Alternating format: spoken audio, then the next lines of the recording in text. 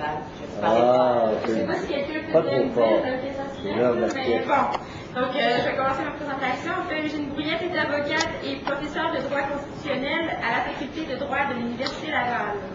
Ses domaines de recherche sont le droit constitutionnel canadien et comparé, plus particulièrement le fédéralisme et les droits et libertés de la personne.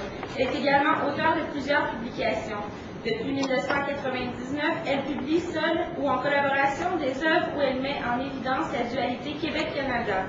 Son plus récent ouvrage traite de la négation de la nation, l'identité culturelle québécoise et le fédéralisme canadien, publié à Sillery avec les éditions Septentrion en 1995, pour lequel elle s'est vue décerner le prix Richard Arès en 2006 et le deuxième prix de la présidence de l'Assemblée nationale en 2006. Vous aurez noté que nous avons inversé les deux parties du titre de son ouvrage dans notre cahier des participants et nous nous en excusons. Madame Brouillette nous présente cet après-midi une analyse juridique du régime fédératif canadien en regard de la question de la protection et de l'épanouissement de notre identité culturelle distincte. D'entrée de jeu, elle questionnera l'essence même du régime fédératif canadien depuis son origine jusqu'à aujourd'hui. Dans son analyse, Mme Brouillette nous amènera à nous positionner face à la Fédération canadienne, continuer de rêver à un profond renouvellement du fédéralisme canadien malgré les forces centralisatrices qui y sont à l'œuvre, ou bien décider, à l'issue d'un processus démocratique, de reprendre les rênes de notre destin en assumant les pleins pouvoirs d'un État souverain. Sans plus tarder, je vous présente Mme Eugénie Brouillette.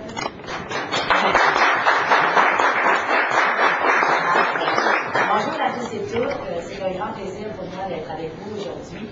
Et avant de débuter, j'aimerais remercier d'abord la Société Saint-Jean-Baptiste de Montréal et plus particulièrement M. Sébastien Cloutier, Mme Sylvie Mérino et M. Jean Godin qui sont gentiment invités à venir vous rencontrer aujourd'hui.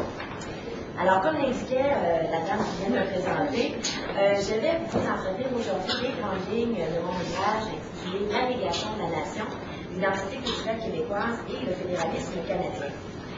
Alors, comme vous avez pu certainement le constater, il y a beaucoup d'écrits, n'est-ce pas, sur le fédéralisme canadien. Et il m'est apparu à un moment donné, alors que je devais commencer mon doctorat, que bien qu'il y avait beaucoup d'écrits sur le fédéralisme canadien, il n'y avait pas de livre qui visait à analyser l'ensemble de l'évolution de la Fédération canadienne en regard de sa réponse aux préoccupations identitaires québécoises. Alors, je me suis posé la question suivante. Est-ce que le régime fédératif canadien, tel qu'il a été conçu à ses origines et tel qu'il a évolué par la suite, répondait et répond aujourd'hui au désir de la nation québécoise d'assurer la survie et l'épanouissement de son identité culturelle distincte? Alors, avant de répondre à cette question, je vais traiter très brièvement dans une première partie du concept de fédéralisme. Alors, pour certains dans la salle, ça sera évidemment des choses que vous connaissez déjà, mais donc, on va établir ensemble un certain nombre de concepts de base en ce qui a trait au fédéralisme, pour ensuite analyser l'évolution de la Fédération canadienne en regard de sa réponse à l'identité culturelle québécoise. Alors, d'abord, le fédéralisme. Je vais d'abord en traiter davantage au niveau, je dirais, politique, pour ensuite voir avec vous qu'est-ce que ça implique en droit constitutionnel, l'idée de choisir un régime fédératif plutôt qu'un régime unitaire. Alors, on verra qu'en droit constitutionnel, de façon générale, il doit se retrouver 4 caractéristiques pour qu'on puisse parler d'une fédération par rapport à un État unitaire. Alors, d'abord, le fédéralisme, davantage au niveau des principes politiques. Alors, le fédéralisme, c'est l'une des réponses possibles à la question de la centralisation et de la décentralisation du pouvoir étatique. C'est un principe qui va permettre de créer une structure politique et juridique qui va non simplement servir à accommoder les différences culturelles, mais véritablement à donner des outils juridiques permettant aux nations qui se trouvent au sein de l'État d'avoir des outils donc pour conserver la survie et l'épanouissement de son identité culturelle particulière. Alors, le fédéralisme résulte donc de la rencontre d'une double volonté, à la fois une volonté d'union et à la fois une volonté de séparation. Alors, les deux valeurs, on entend souvent dire que la diversité et l'unité sont deux valeurs qui sont essentielles pour qu'il soit opportun de choisir un régime fédératif par opposition à un régime unitaire. Alors, c'est donc un principe qui, en lui-même, renferme une contradiction. Alors, c'est deux désirs opposés qui doivent se retrouver au sein des collectivités, d'être à la fois unis, mais à la fois séparés pour d'autres matières. Donc, dans un régime fédératif, on devra toujours tendre à assurer un équilibre entre ces deux valeurs, ces deux besoins contradictoires que sont ceux donc d'une union et d'une séparation. Alors, qui dit équilibre dit nécessairement instabilité potentielle. Alors, en ce sens-là, le fédéralisme n'est pas un principe statique et fixe. Lorsque les collectivités choisissent d'établir une fédération, on devra toujours être appelé à rééquilibrer la fédération. Et donc, en ce sens-là, c'est un principe étatique qui est dynamique. Et on doit constamment se repencher et rétablir l'équilibre entre donc l'unité et la diversité. Ce qui fait également une des caractéristiques, je dirais, du principe fédératif, c'est qu'il s'agit d'un principe souple. C'est que, au-delà des caractéristiques juridiques essentielles à la présence de fédérations, qu'on va voir dans quelques instants, le fédéralisme permet véritablement d'imaginer une panoplie d'arrangements juridiques très différents des uns des autres. Par exemple, on parle de très très nombreuses fédérations, et les fédérations à travers le monde sont très différentes les unes des autres. Alors, c'est un principe souple qui permet aux collectivités de faire preuve d'imagination et d'essayer de construire un régime politique et juridique susceptible de répondre adéquatement aux besoins ressentis par la collectivité que la Constitution visera, que ce soit les besoins d'ordre politique, économique, culturel ou sociaux. Donc, fédéralisme, qui en son sein renferme une contradiction, un désir d'unité et de diversité, également un principe souple qui permet aux collectivités, lorsqu'elles le désirent, de faire preuve d'imagination. On peut faire preuve d'imagination et au-delà des différents éléments essentiels qu'on doit retrouver, on peut inventer, la Fédération belge est un très bon exemple, c'est une fédération extrêmement complexe, qui n'a sa façon pareille nulle part ailleurs, mais les Belges ont fait, donc, usé de leur imagination et ont essayé, c'est pas parfait, il n'y a pas de constitution parfaite, mais de construire un régime qui collait au désir des collectivités. Maintenant, de façon plus pragmatique, quelles sont les forces fédéralisantes qui se trouvent au départ lorsqu'on choisit un régime fédératif? Autrement dit, à quel type de besoin concret répond le choix d'un régime fédératif plutôt que d'un régime militaire?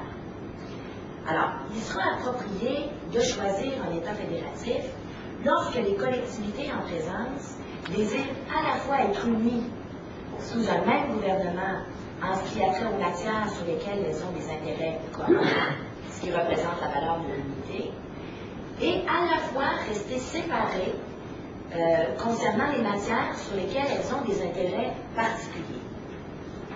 Alors, le régime fédératif naît donc de la rencontre de facteurs agrégatifs, de facteurs qui poussent à l'union et de facteurs ségrégatifs qui poussent donc à une certaine désunion. Alors, je vous donne des exemples de façon générale dans les fédérations de facteurs qui poussent à l'union et de facteurs qui poussent à la désunion. Souvent, les facteurs militaires et économiques au sein des fédérations sont des facteurs qui vont militer justement en faveur d'une certaine union des différentes collectivités. On verra ce qu'il en est dans quelques instants dans la Fédération canadienne. On verra que c'est le cas aussi dans la Fédération canadienne. Maintenant, quel type de facteurs peuvent davantage pousser à une désunion, à une séparation?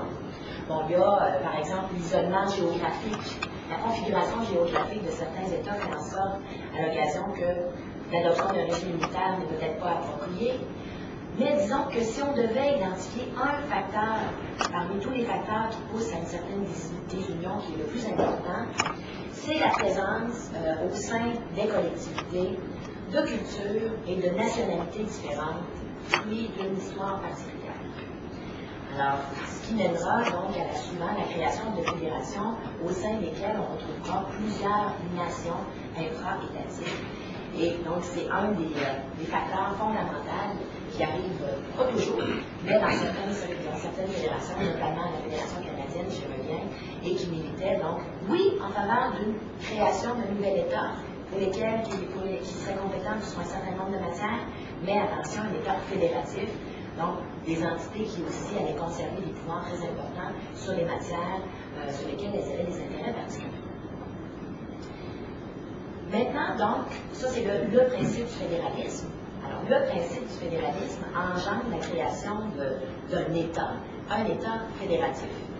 Alors, quelles sont les caractéristiques juridiques essentielles à l'existence d'un État fédératif? Autrement dit, si on fait l'exercice de prendre un texte constitutionnel et, à sa lecture, d'essayer de déterminer si on est en présence d'une fédération ou non, on doit rechercher ces 4 éléments. Alors ici, je veux tout de suite dire qu'il ne faut pas faire preuve de dogmatisme là, sur ces caractéristiques essentielles-là. Autrement dit, on verra tout à l'heure qu'à la limite, pour certaines caractéristiques, on pourrait affirmer que le Canada n'est pas une fédération, n'est-ce pas?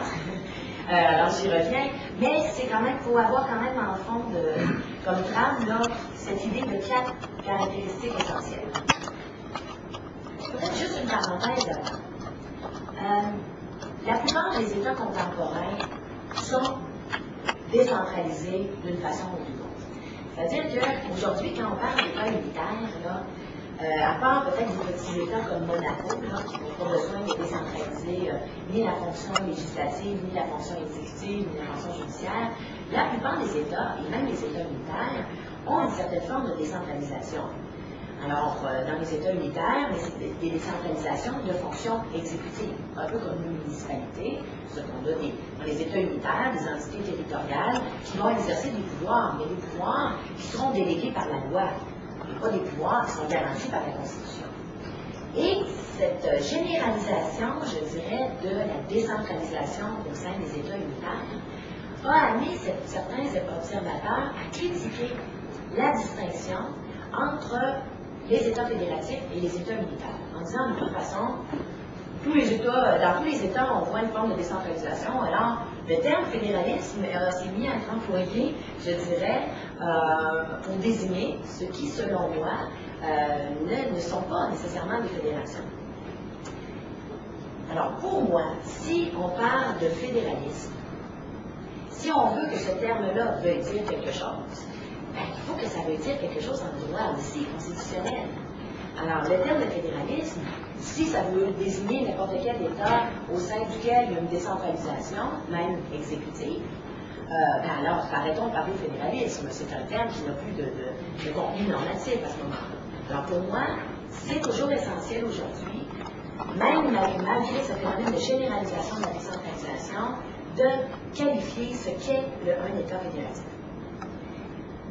Première caractéristique, je ne vous apprendrai rien, il faut donc qu'il y ait un partage de la fonction législative entre 2 ordres de gouvernement. Donc, première caractéristique essentielle, on verra que les 4 caractéristiques se chevauchent dans une large mesure. Donc, le partage des compétences, c'est assez simple lorsqu'on fait ça sur papier. On énumère l'ensemble des matières qui sont sujettes à l'intervention étatique. À un moment où on peut créer une fédération, et on sépare d'un côté les matières qui relèveront de la compétence de l'ordre du gouvernement central. Ce seront les matières sur lesquelles l'ensemble des entités partagent des intérêts communs, et une autre liste de compétences, de matières qui, elles, relèveront de la compétence des entités fédérées. Donc, le critère fondamental qui permet de séparer comme ça les matières entre l'ordre fédéral et l'ordre fédéré, c'est les matières d'intérêt commun vont à la compétence de l'ordre fédéral et les matières d'intérêt particulier, d'intérêt distinct, relèvent de la compétence des entités fédérées. Deuxième caractéristique, chacun des ordres de gouvernement doit être autonome, et là on peut employer différents adjectifs, autonome, souverain, indépendant, dans l'exercice de ses compétences législatives. Alors, autonomie, le sens étymologique, c'est autonomia, c'est-à-dire l'idée de cette capacité de se gouverner par ses propres normes. Alors, c'est ici le cœur du fédéralisme.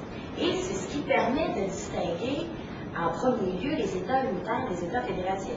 Parce qu'on l'a vu, dans un État unitaire, il peut y avoir des entités territoriales qui exercent un certain nombre de pouvoirs, mais ce sont des pouvoirs délégués qui relèvent de la loi. Autrement dit, le Parlement central peut dire à un moment donné, c'est terminé des entités territoriales, je les abolis, ou je modifie leur pouvoir, comme ça, de façon unilatérale par une simple loi. Dans une fédération, ce n'est pas le cas. L'autonomie des entités fédérées découle de la Constitution. Et ça, donc, cette idée d'autonomie du palier, chacun des ordres du gouvernement, est fondamentale à la présence d'une véritable fédération. Alors, autrement dit, les rapports qu'entretiennent l'ordre fédéral et l'ordre fédéré sont des rapports d'égalité. Troisième caractéristique, la suprématie de la Constitution. Alors, c'est bien beau de faire un beau partage des compétences et d'écrire que les ordres de gouvernement sont autonomes pour légiférer dans leur matière de compétences. Il faut que ces règles-là, les règles du partage des compétences, soient consignées dans une Constitution qui a une valeur supralégislative. L'intérêt, c'est que ce qui est contenu dans la Constitution supralégislative, pour pouvoir modifier ça, il faut la participation des deux ordres de gouvernement. Parce qu'il ne servirait à rien de proclamer qu'on a un beau partage des compétences et que les ordres de gouvernement sont autonomes s'il y a un des deux paliers de gouvernement qui peut, par une simple loi ordinaire, modifier à son avantage le partage des compétences.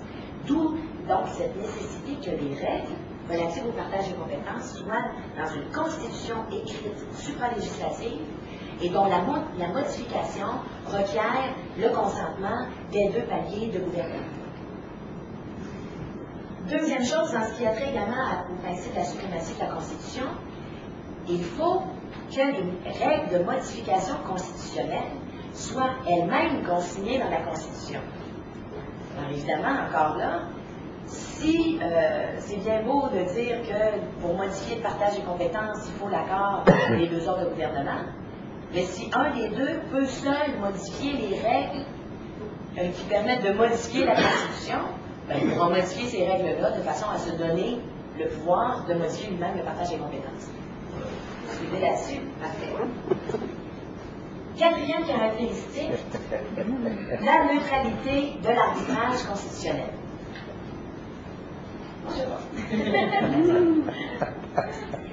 Alors ici, c'est essentiel, la neutralité de l'arbitrage constitutionnel.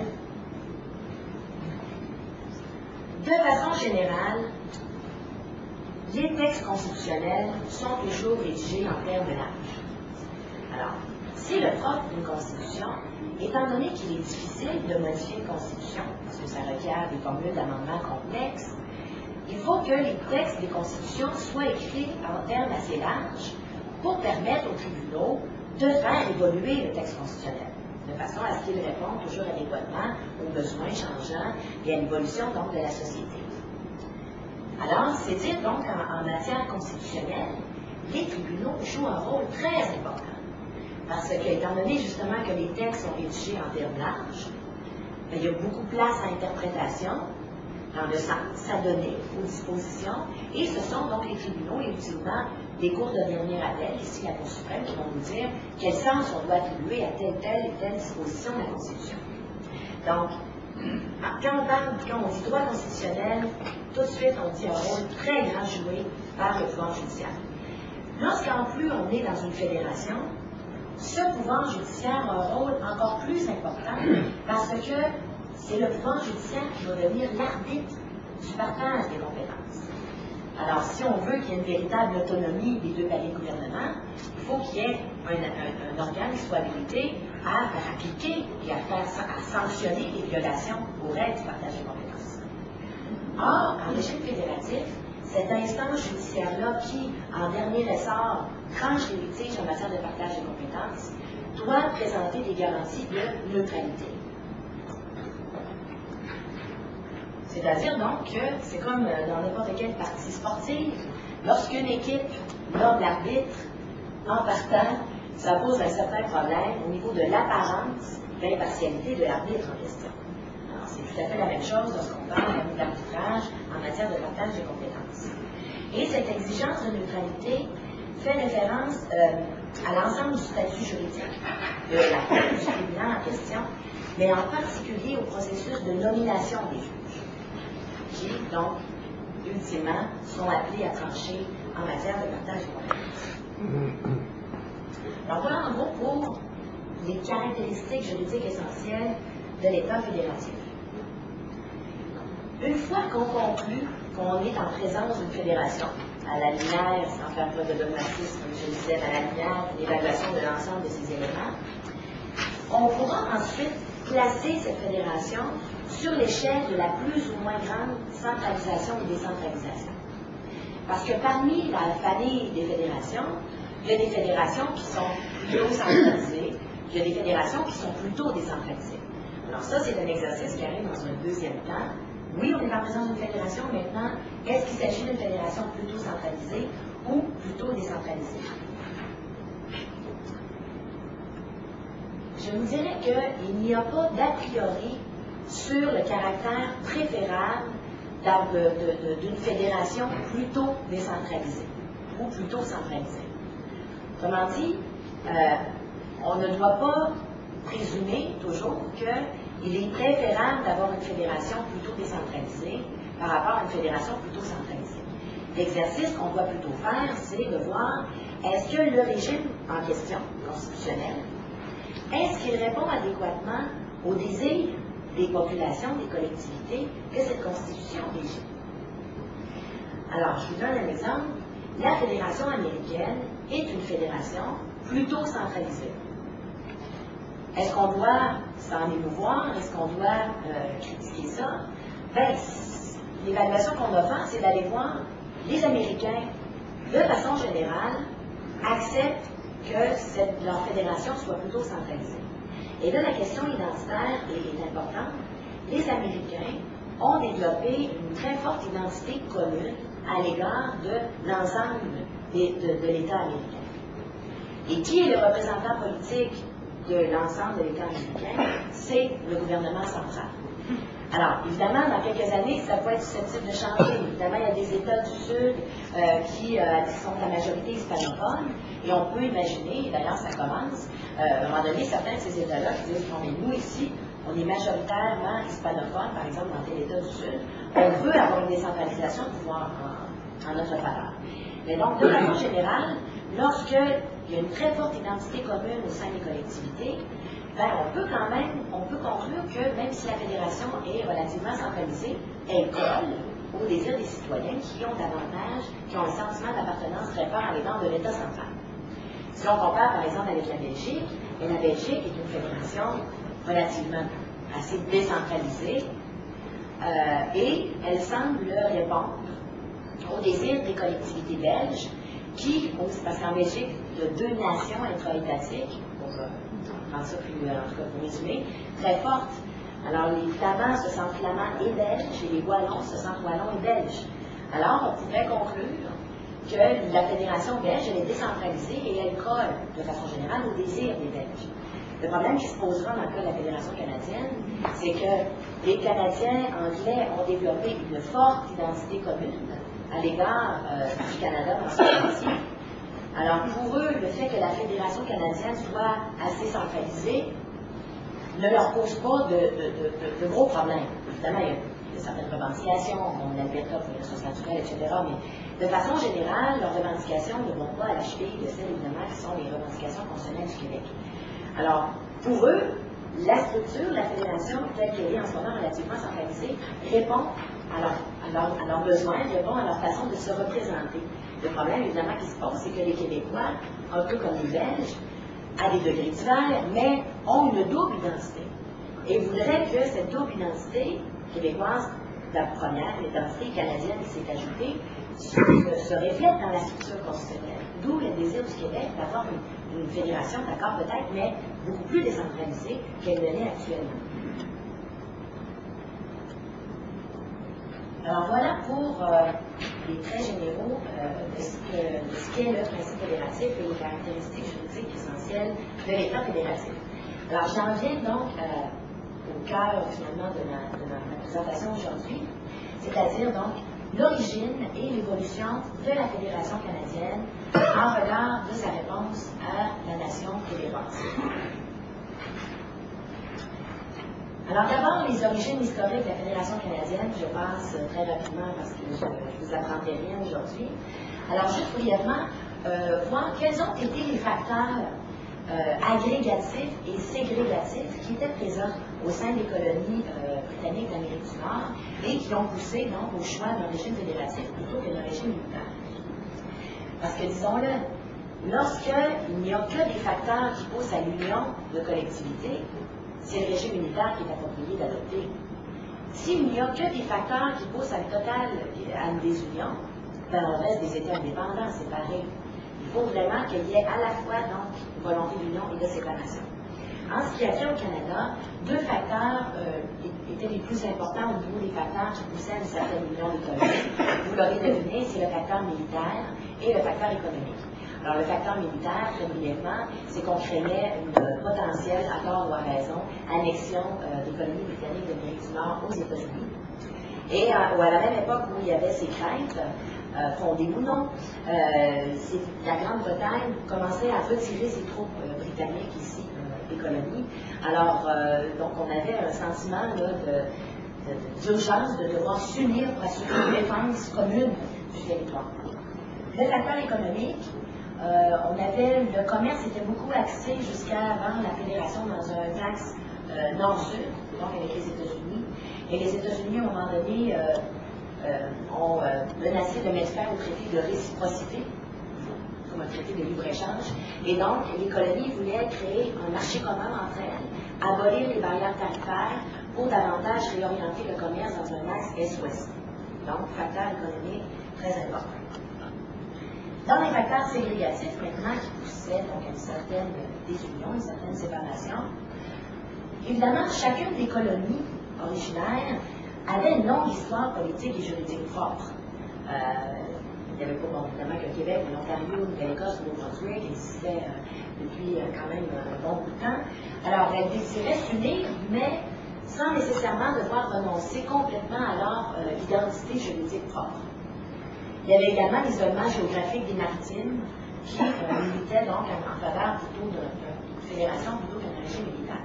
Mais évidemment, vous en doutez, le facteur, parmi les facteurs ségrégatifs, le plus important, c'est vraiment d'ordre culturel. C'est la présence très majoritaire au Québec d'un groupe national différent qui voulait conserver et développer son autonomie politique sur les matières jugées essentielles à la survie de son identité distincte. Lorsqu'on lit les débats qui ont eu lieu devant l'Assemblée législative du Canada uni en 1865, alors les débats ayant trait évidemment aux prochaines fédérations, on note très clairement que plusieurs hommes politiques anglophones auraient de loin préféré l'adoption d'un État unitaire au Canada. Et disons-le, c'est beaucoup plus simple, un Parlement compétent en toute matière, mais il savait très bien, et Johnny McDonald le dit lui-même, il savait très bien que les Québec n'accepteraient jamais de s'unir sur toutes les matières au sein d'un seul Parlement qui serait compétent donc en toute matière et au sein duquel il serait minoritaire.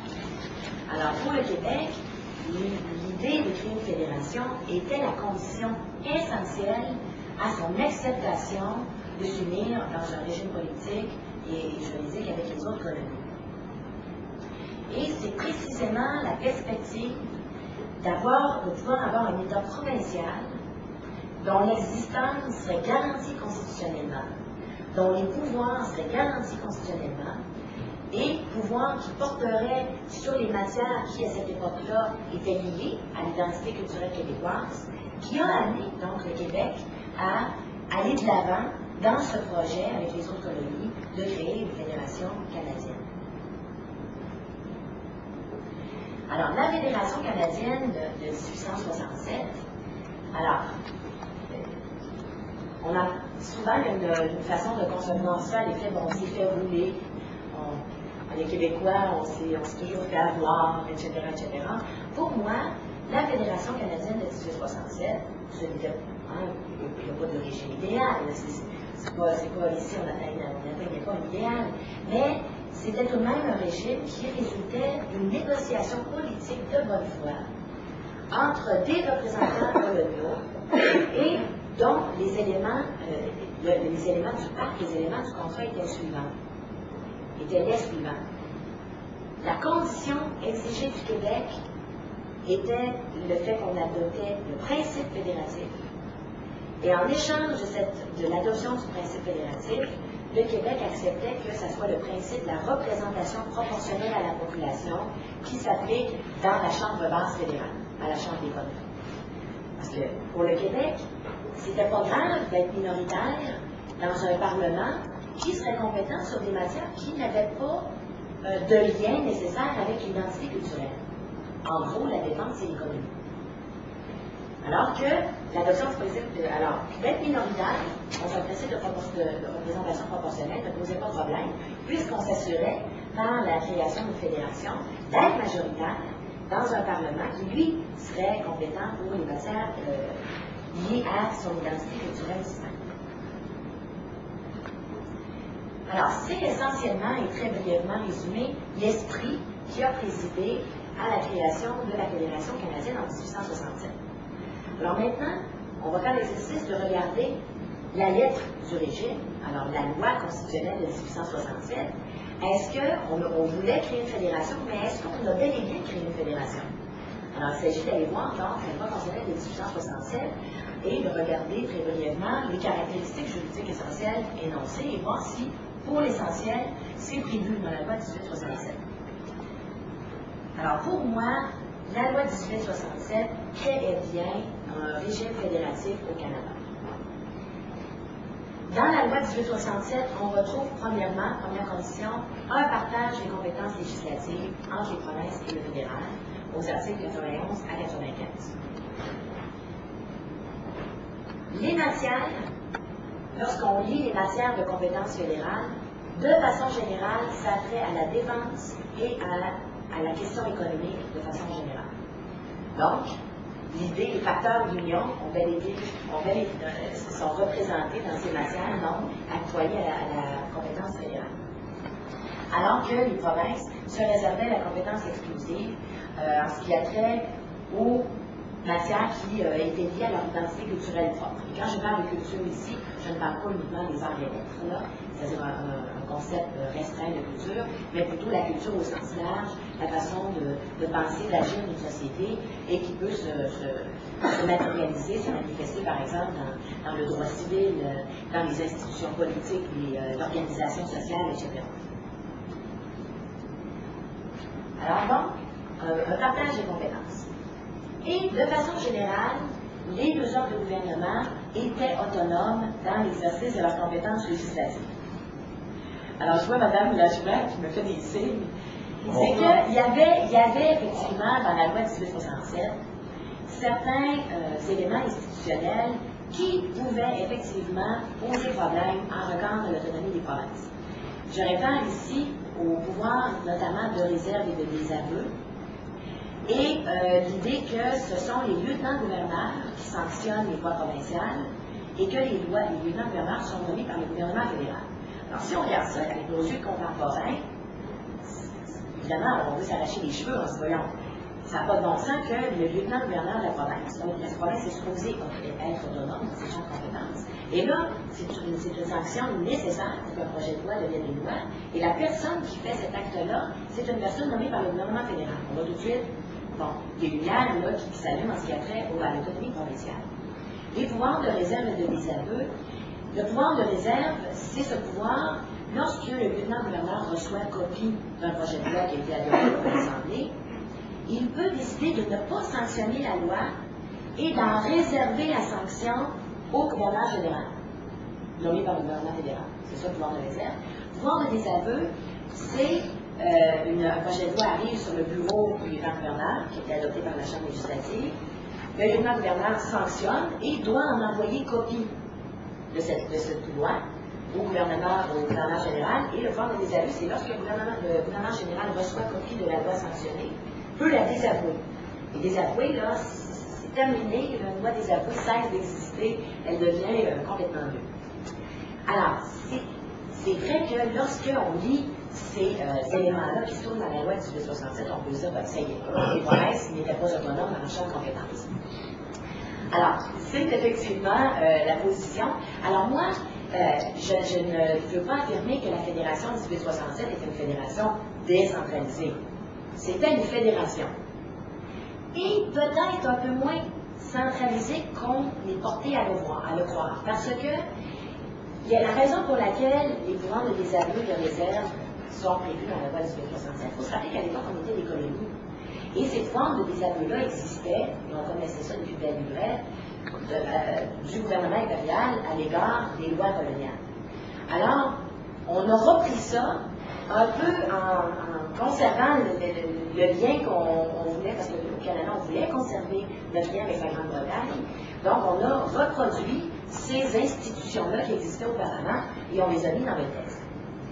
Et on a pu se rendre compte qu'à la longue, ces pouvoirs sont tombés en désuétude par le biais d'une convention constitutionnelle. Alors, c'est par la suite, mais lorsqu'on lit les débats, on ne ressent pas dans l'idée d'insérer ces pouvoirs-là tant un désir de centralisation qu'un désir de reproduire des choses qui existaient auparavant. Mais, ceci étant dit, pour l'essentiel, tout de même, les compétences des provinces, c'est écrit que les provinces ont le pouvoir exclusif de faire des lois relativement à, et là, on énumère les compétences provinciales. Alors, on verra que tous ces éléments-là, par la suite, vont faire en sorte qu'ils seront récupérés et que ça viendra une fédération plus centralisée. Mais pour moi, l'origine de 1867 était une fédération. Pas parfaite, mais tout de même une fédération. Alors maintenant, donc, autrement dit, pour l'essentiel, la Fédération 1867 répondait au désir, pour l'essentiel, au désir du Québec de l'époque d'assurer son autonomie quant à la survie et l'épanouissement de son identité culturelle. Alors, à partir de maintenant, on va voir comment a évolué ce régime, toujours en regard de sa correspondance aux préoccupations identitaires québécoises. Au Canada, l'évolution du régime constitutionnel est d'abord et avant tout l'œuvre des tribunaux. Alors, évidemment qu'on peut toujours modifier un texte constitutionnel en utilisant les processus d'amendement constitutionnel, mais pour différentes raisons au Canada. D'abord, une raison juridique, parce que les formules de modification sont assez exigeantes au Canada, difficiles à rencontrer. Donc, première raison juridique qui explique qu'il y a très peu de modifications constitutionnelles apportées au texte constitutionnel canadien. Mais deuxième raison, encore plus importante, c'est une raison politique. C'est-à-dire qu'on ne s'entend pas au Canada sur la voie d'évolution qui devrait être privilégiée dans la Fédération canadienne.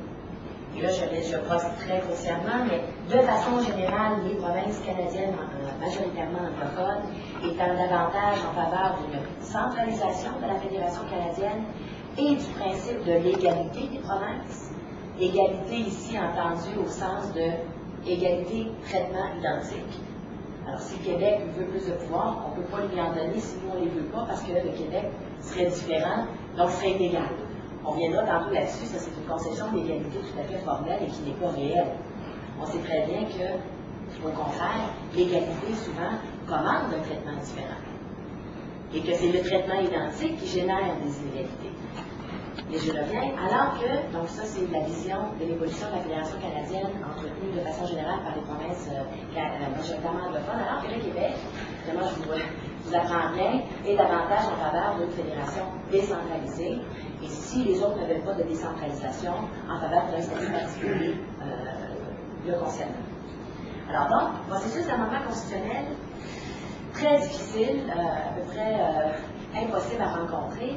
On l'a vu avec les deux tentatives de modification constitutionnelle de Mitch et Charlottetown notamment.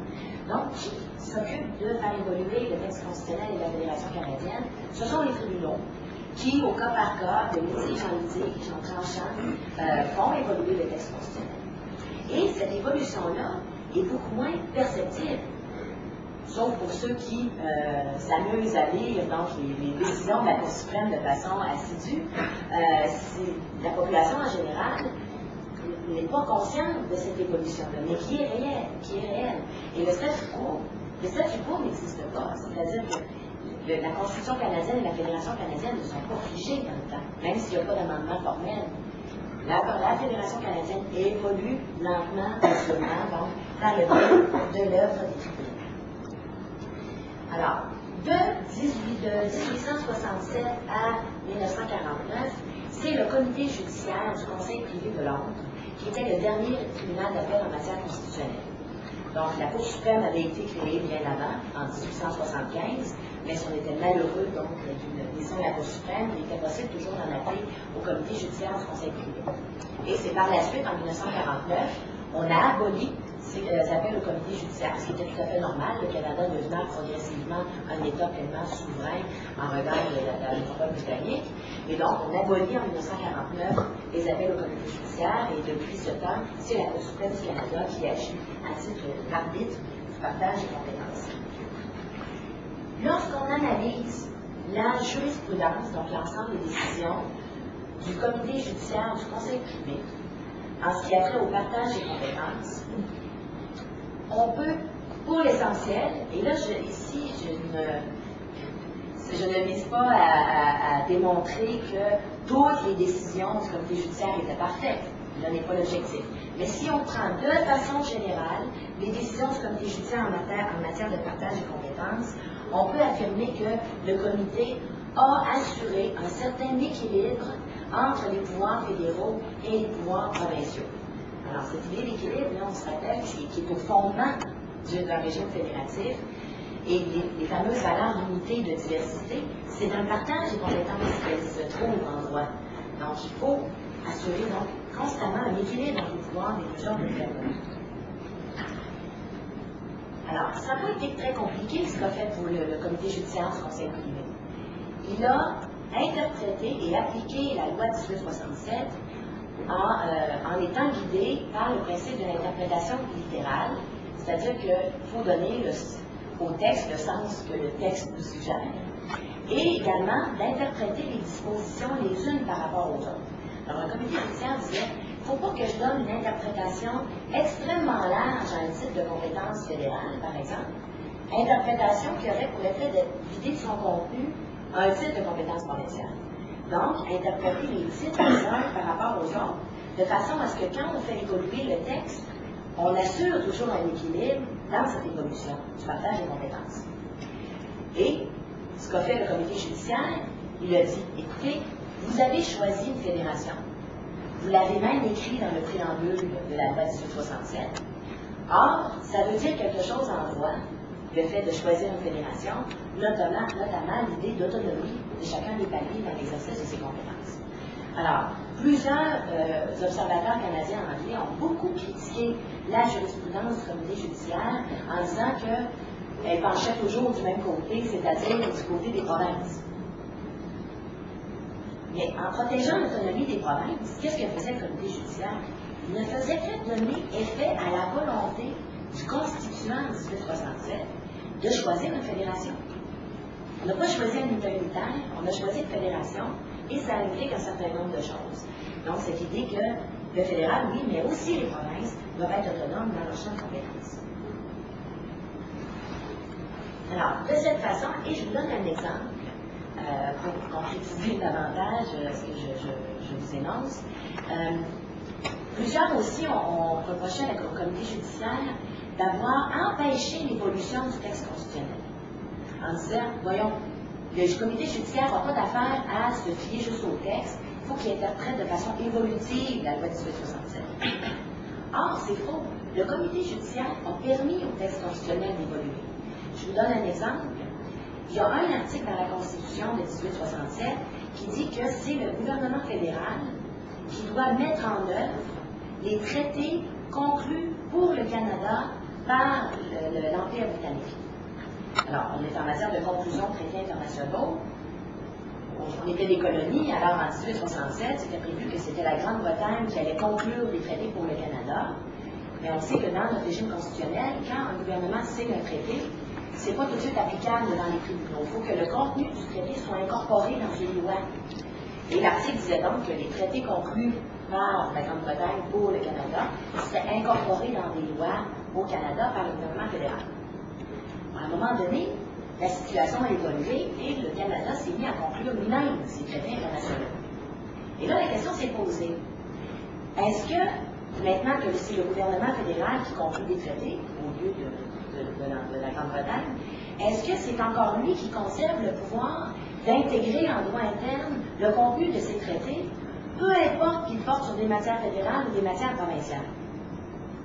Alors là, on voit tout de suite, là, le danger potentiel en termes fédératifs, de dire au fédéral, écoutez, fédéral, vous ne pouvez pas légiférer dans les matières provinciales, mais vous avez juste à aller conclure un traité international pour après ça avoir le droit d'incorporer en droit interne dans une loi le contenu du traité. Alors, on se rend compte que ça serait de complètement contourner le principe d'autonomie des provinces. Alors, le comité judiciaire a dit, bon, je dois faire évoluer le texte constitutionnel, mais en faisant évoluer le texte constitutionnel, je dois être guidé par le principe du fédéralisme, qui implique donc une autonomie des décalés gouvernements. Et la façon dont je vais faire évoluer le texte constitutionnel, c'est que, non, la compétence d'intégrer en droit interne le contenu des traités internationaux va se coller au partage des compétences. Si un traité est conclu en matière d'éducation, ce sera les provinces qui seront compétentes pour l'incorporer en droit interne. Alors, tout dépend du contenu de la matière visée par le traité, c'est le partage des compétences qui s'applique. Alors ici, un bel exemple d'évolution du texte constitutionnel opéré par le comité judiciaire, mais une évolution respectueuse des corollaires juridiques essentiels du principe fédératif. Donc, de façon générale, sous la juridiction finale d'appel du comité judiciaire, les provinces avaient réussi, et le Québec, à conserver l'essentiel des outils qu'elle voulait se voir réservés par le texte constitutionnel, outils qui pour le Québec étaient essentiels, comme on se l'a dit tout à l'heure, à la survie de son identité matérielle. En 1949, donc, les appels sont envoyés au comité judiciaire et la Cour suprême devient le dernier tribunal d'appel en toute matière. Petite parenthèse sur la Cour suprême elle-même. J'ai fait état tout à l'heure de l'exigence en régime fédératif de la neutralité de l'arbitrage constitutionnel. Alors, la Cour suprême du Canada, de toute évidence, présente certains problèmes en regard de cette exigence de neutralité en régime fédératif. Alors, d'abord, les 9 juges qui siègent à la Cour suprême du Canada sont nommés par le gouvernement fédéral. Alors, dès le départ, là, ça pose un problème. Alors, il y a une partie au litige, finalement, qui a nommé tous les arbitres. Alors, en matière de partage des compétences, là, une partie se retrouve à être la personne qui nomme les juges. Alors, c'est comme si le fédéral était un peu juge dans sa propre cause, là, dans ce type de décision. Et ça fait état également, c'est le problème que pose la Cour suprême, au niveau de l'institution qu'est la Cour suprême. La Cour suprême, tout ce qui est écrit dans le texte de la loi 1867 en ce qui a trait à la Cour suprême, c'est l'article 101 qui dit que le fédéral peut créer une Cour générale d'appel pour le Canada. C'est tout ce qui est dans le texte constitutionnel, dans ce qui a trait à la Cour suprême en 1867. Alors, qu'est-ce qu'a fait le fédéral? Ben, c'est qu'il a pris ce pouvoir-là qui donne précisément la Constitution de créer une Cour générale d'appel, et il a adopté la loi sur la Cour suprême du Canada qui donc créait l'institution. Et c'est dans cette loi-là, il aurait très bien pu dans cette loi-là dire ben, le processus de nomination des juges va se faire en collaboration, en faisant participer les provinces. Mais le fédéral a choisi dans cette loi sur la Cour suprême de se donner donc l'anti-pouvoir de nommer tous les juges. Alors ici, je veux bien me faire comprendre, il ne s'agit pas tant de remettre, de remettre en question l'impartialité individuelle des juges. De dire, dans quelle cause tel juge était partial, était trop fédéral, etc. Mais on sait très bien qu'en matière de justice, l'impartialité est importante, mais l'apparence d'impartialité est très importante. L'apparence d'impartialité, ça fait en sorte que les justiciables ont confiance dans le système de justice. Or, c'est en ce sens-là ici que la Cour suprême, comme institution purement fédérale, à tous égards, notamment en ce qui a trait au processus de nomination, ne présente pas l'apparence d'impartialité. Et c'est ce qui pose problème en termes fédératifs. Lorsqu'on fait le même exercice qu'on a fait pour le comité judiciaire et qu'on analyse les décisions depuis 1949 de la Cour suprême en matière de partage des compétences, on constate qu'elle s'est progressivement écartée des postulats juridiques essentiels à une véritable fédération, faisant ainsi, en tout cas, du moins en partie, violence à ce qui était conçu au départ comme devant être une véritable fédération. Sans détailler, je pourrais prendre quelques exemples tout à l'heure plus précis, mais je dirais que ce qui caractérise de façon globale la jurisprudence de la Cour suprême en matière de partage des compétences, c'est qu'elle est profondément animée par une logique fonctionnaliste.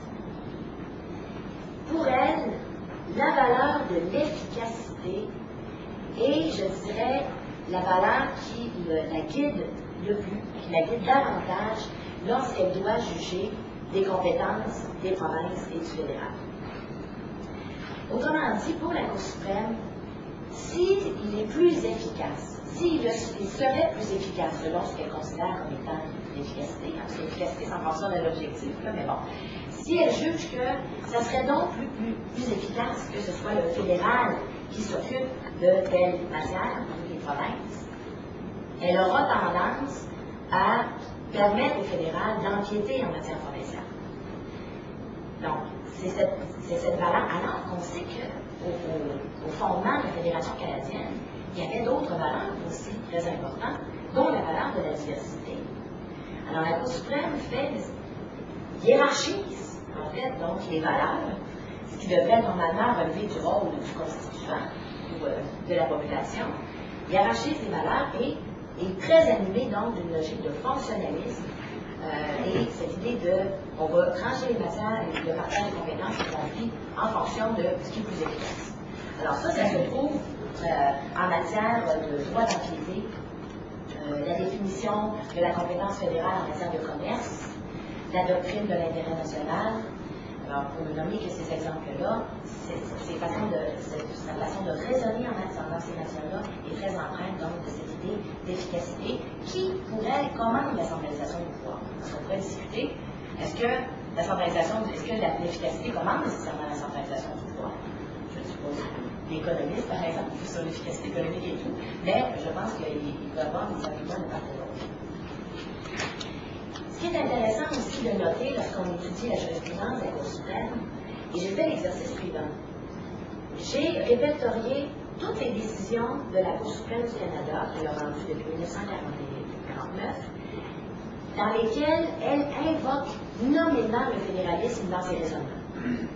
Alors, cette recherche, à chaque fois qu'apparaissait le mot fédéralisme, principe fédéral, principe fédératif, donc j'ai sorti tous ces jugements-là. Première constatation, il y en a juste une quarantaine. Alors, c'est pas énorme. Et, autre constatation,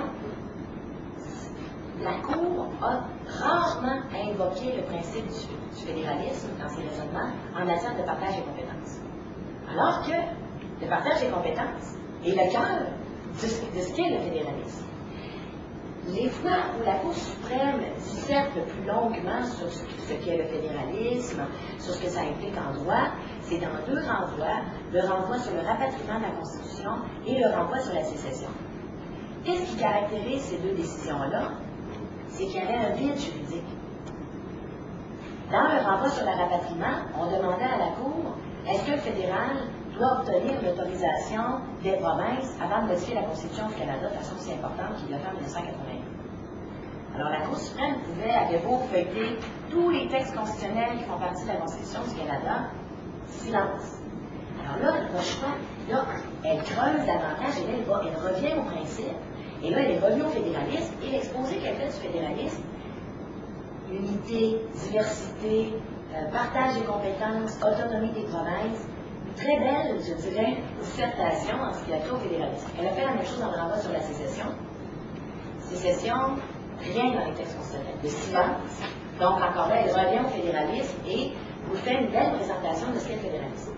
Et paradoxalement, alors qu'elle se trouve en matière de partage des compétences, elle perd de vue ce qu'implique le fédéralisme, ce qui l'amène à décider au cas par cas, décision par décision, sans avoir une vue d'ensemble du régime fédératif et de son évolution. Alors, dans certaines décisions, la Cour va et tirer l'élastique de la compétence fédérale en matière de commerce. Ça va l'interpréter plus largement. Bon, en soi, juste ça, ça ne correspond pas rien là.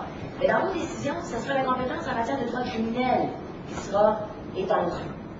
Dans d'autres décisions, alors, au cas par cas, sans avoir une vue d'ensemble, on se rend compte que l'effet cumulatif de ces décisions-là en matière de compétences, de partage des compétences, évolue de façon certaine vers une centralisation des pouvoirs au Canada. Et ça, j'avais donc fait cette recherche-là il y a quelques années. Et en 2005, dans le renvoi sur les congés parentaux, donc le renvoi relatif à la loi sur l'assurance emploi, la Cour suprême est venue confirmer, j'étais contente, ce que j'avais tenté de démontrer en épluchant une quarantaine de décisions. Elle, dans une phrase qui vous semble passer inaperçue, démontre qu'il n'y a pas de théorie de fédéralisme, du fédéralisme en matière de partage des compétences.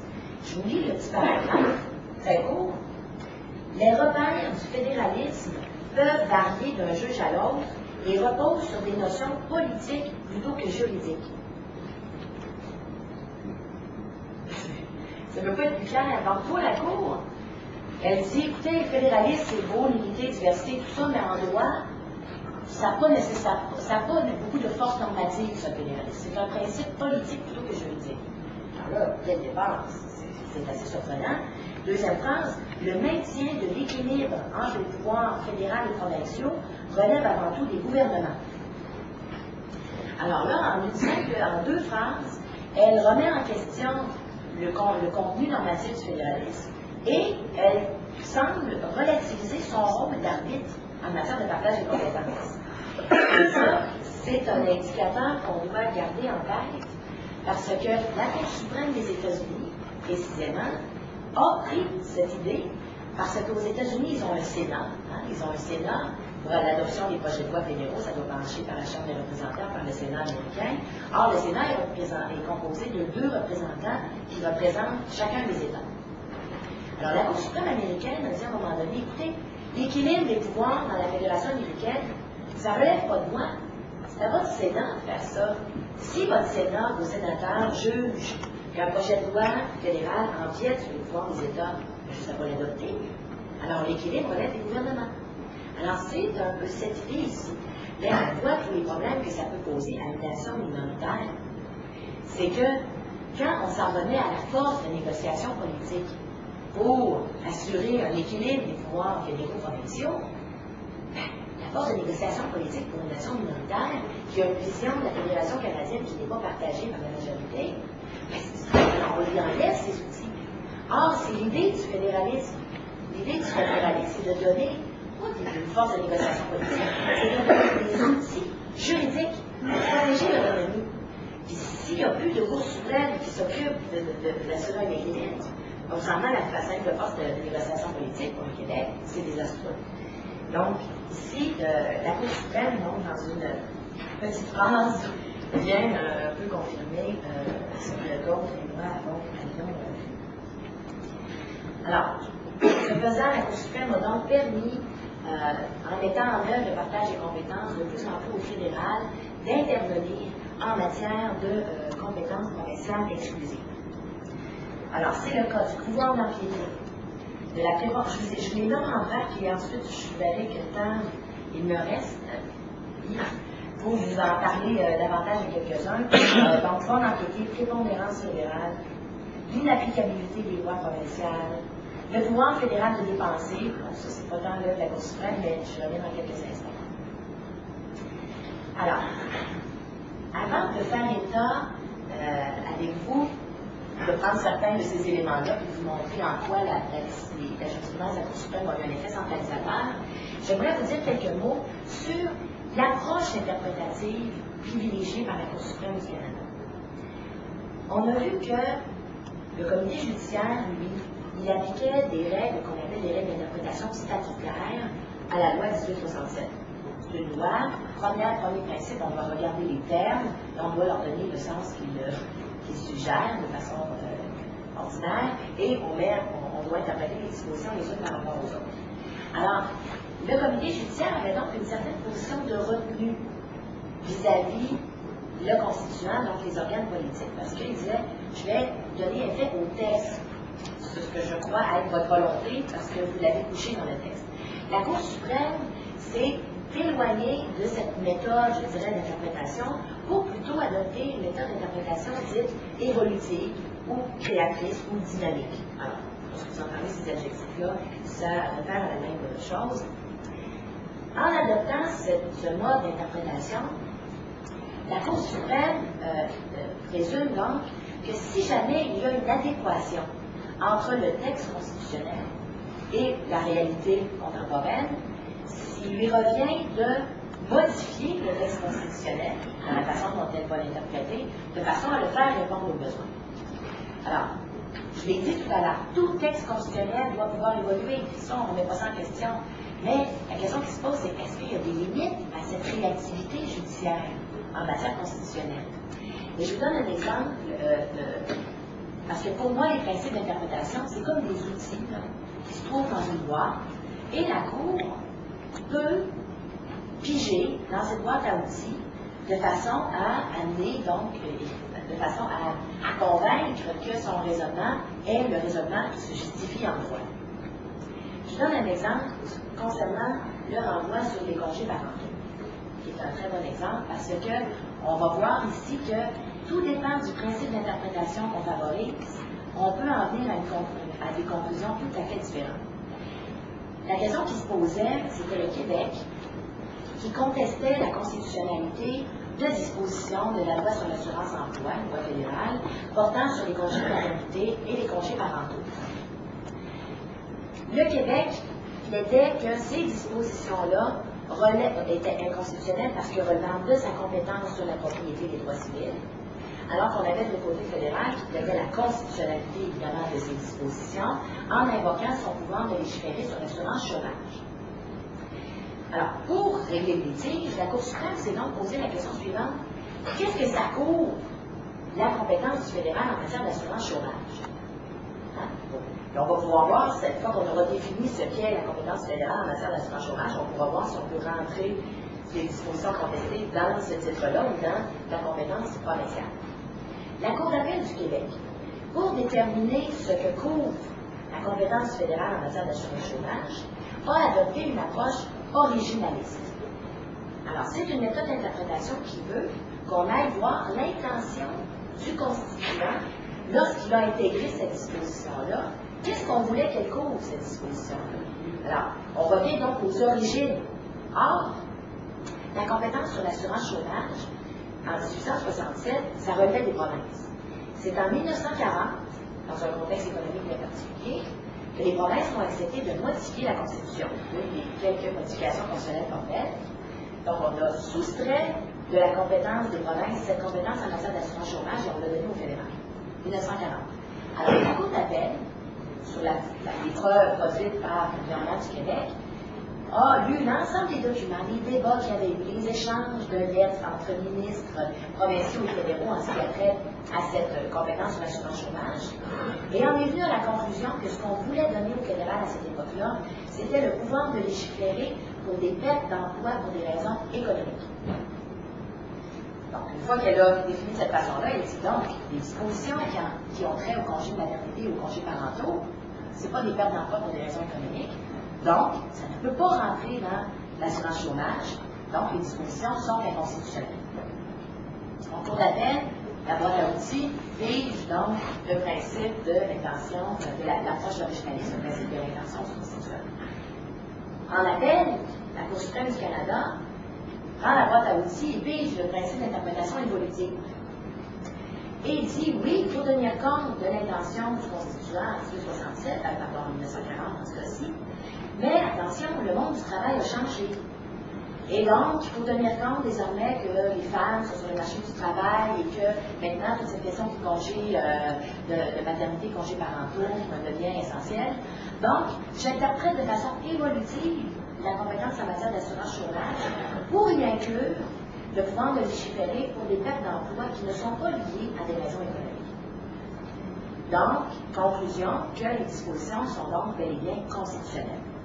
Alors, ce qui est intéressant dans ce que je veux mettre en évidence ici, c'est le rôle que jouent les principes d'interprétation en matière constitutionnelle qui peuvent amener donc à des conclusions différentes. Alors, de quoi je vais vous parler dans tous les éléments? Le pouvoir fédéral de dépenser, certains dans la salle sont des grands experts. Je peux peut-être en traiter étant donné que c'est je dirais que d'abord c'est un sujet d'actualité et que si on avait à identifier un problème dans le fonctionnement de la Fédération canadienne le plus important, ça serait de toute évidence le pouvoir fédéral de dépenser. Donc, quelques mots là-dessus.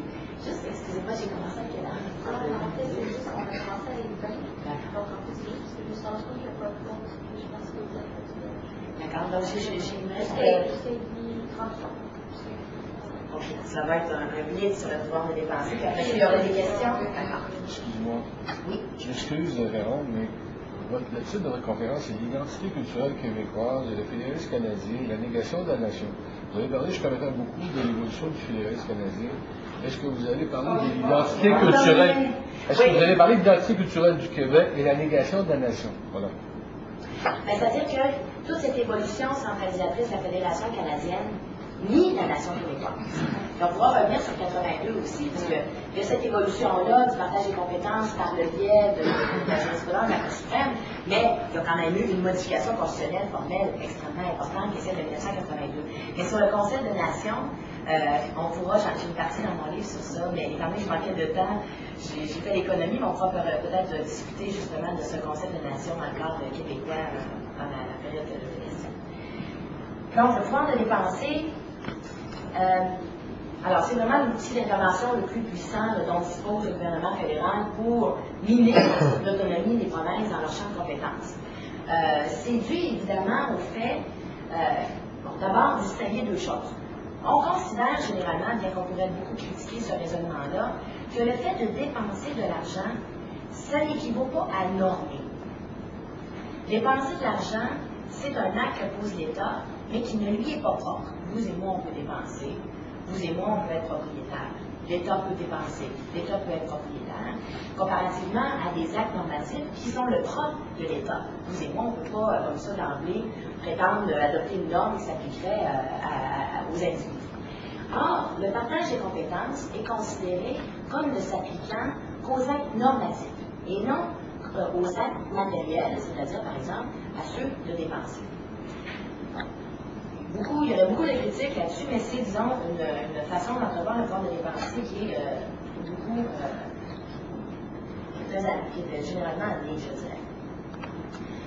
Le problème qui se pose, évidemment, c'est qu'au départ, en 1867, en régime fédératif, évidemment, si on veut assurer l'autonomie des provinces, des deux paliers de gouvernement, il faut qu'ils disposent assez de fonds pour s'occuper adéquatement de leurs responsabilités. C'est un principe de base.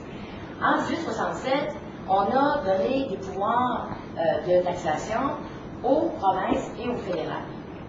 Or, la taxation directe, qui est aujourd'hui la source de revenus la plus importante de l'État, elle relève et des provinces et le fédéral. Donc, c'est donc dire que les deux paliers de gouvernement peuvent lever des impôts pour financer leurs responsabilités. À la faveur de la Deuxième Guerre mondiale, le fédéral a convaincu les provinces, parce qu'on était en temps d'urgence, en temps de guerre, de lui céder tout le champ de l'impôt sur le revenu des particuliers et des corporations, en échange de transferts inconditionnels d'argent.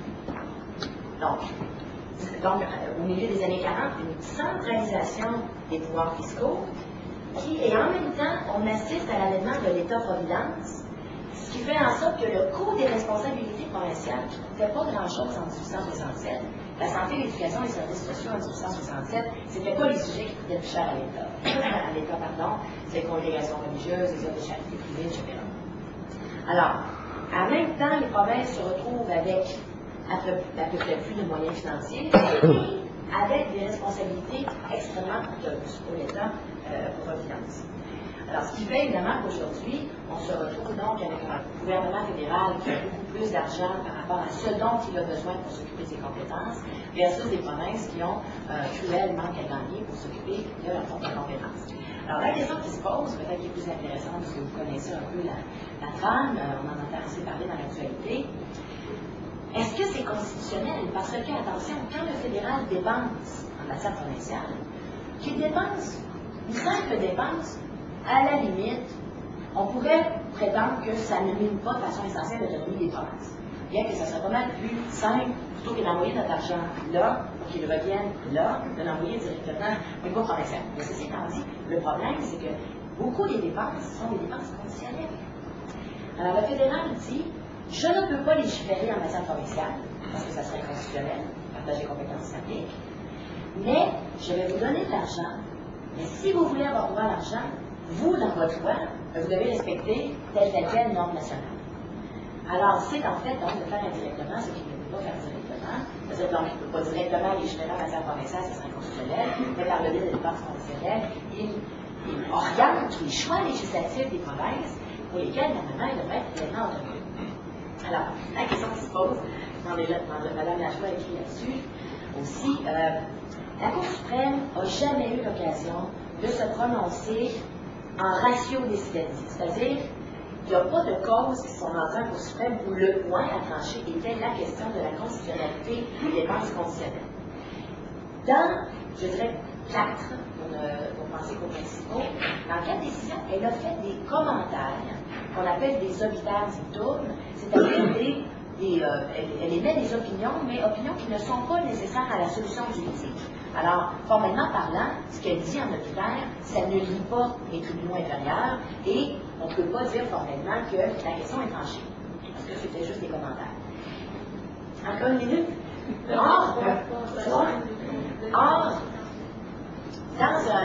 Les obitaires sont toujours ont toujours été assez laconiques, mais étaient à peu près toujours à l'effet qu'une dépense conditionnelle dans un champ de compétences provinciales n'est pas inconstitutionnelle dans la mesure où elle n'équivaut pas à légiférer dans ce domaine de compétences. Mais moi, le critère, alors moi, ce que je dis, il serait opportun que le gouvernement du Québec attende une belle cause. Une belle cause, des beaux faits qui permettraient, qui obligeraient la Cour finalement à vraiment se prononcer directement sur cette question-là, mais devrait demander à la Cour de se pencher sur la constitutionnalité de ces dépenses-là. Parce qu'à un moment donné, si c'est une dépense, un acte qui est essentiellement une dépense et accessoirement conditionnel, à un moment donné, peut devenir l'inverse, c'est-à-dire essentiellement normatif avec des dépenses. Comprenez? À un moment donné, il faut qu'il y ait une façon de contrôler et dire à quel moment une dépense conditionnelle revient à légiférer, équivaut à légiférer. Mais il y a quand même un obitaire de la Cour suprême dans l'arrêt Houghton, qui est un arrêt de 2005, qui n'était pas du tout en matière de partage des compétences, ça mettait en cause le droit à l'égalité en regard de la loi canadienne sur la santé. Et dans cette décision-là, il y a un obitaire tout de même assez plus long, plus étoffé, je dirais, que ces autres obitaires antérieurs en ce qui a trop de forme de dépenser. Et la Cour dit ceci. Donc, suivant la loi constitutionnelle de 1867, la prestation de services de soins de santé relève essentiellement des provinces.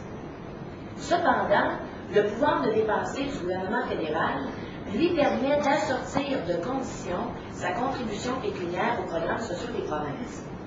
Ce pouvoir est le fondement de la loi canadienne sur la santé qui permet au gouvernement fédéral d'exiger des provinces désireuses de bénéficier des fonds fédéraux destinés aux soins de santé qu'elles établissent et administrent leur régime d'assurance santé en respectant certains principes généraux.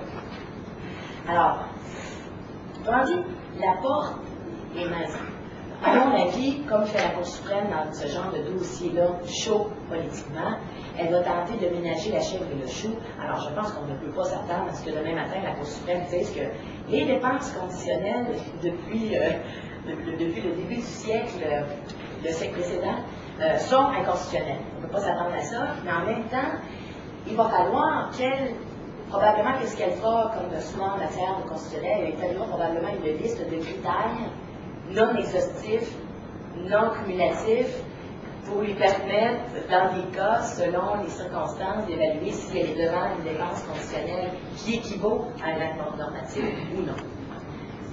En conclusion. Oui. En conclusion. Oui, tout à fait. Bon, alors, de toute évidence, donc, une évolution centralisatrice de la Fédération canadienne, Évolution centralisatrice qui, de façon générale, correspond au désir des Canadiens anglais, la vaste majorité, qui, comme je le disais tout à l'heure, en raison du partage d'une langue commune, ont développé un fort sentiment identitaire envers le Canada dans son entier. Alors, autrement dit, pour plusieurs provinces qui, comme je le dis, ont des revendications constitutionnelles, là, et elles ne disent pas que la Fédération canadienne est parfaite, mais de façon générale, s'accommodent très bien de la centralisation. Alors, si on leur demandait à ces provinces-là, probablement aujourd'hui, de faire l'exercice du fameux partage des compétences, de dresser toute la liste des matières sur lesquelles l'État intervient en 2005 et de partager entre le fédéral et les provinces, probablement qu'il y aurait quelques matières qui se retrouvent en matière provinciale qui se retrouveraient du côté fédéral, parce qu'ils ont développé des intérêts communs relativement à ces matières. Et c'est le critère de base. Intérêt commun, matière fédérale, intérêt particulier. La matière provinciale. Alors qu'au Québec, évidemment, il en va tout autrement, le Québec ayant conservé, de façon générale, les Québécois, une double identité qui varie selon les individus, mais qui, espère-t-on, toujours, pourrait être, se transmettre, plutôt être reproduite dans la structure constitutionnelle et politique du pays.